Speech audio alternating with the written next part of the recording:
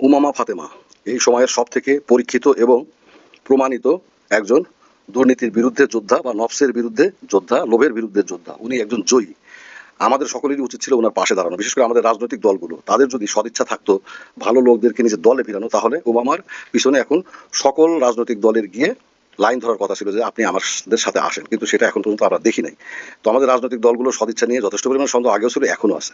যাই হোক, ওবামা যদি কোথাও কোনো নির্বাচনে প্রতিদ্বন্দ্বিতা করে, সেটা ডাকসু হোক বা অন্য কোথাও হোক, রাজনৈতিক দলগুলো যাই করুক না কেন, আমাদের উচিত তার পাশে দাঁড়ানো, তাকে সার্বিক সহায়তা করা এবং তাকে নির্বাচিত করে নিয়ে আসা।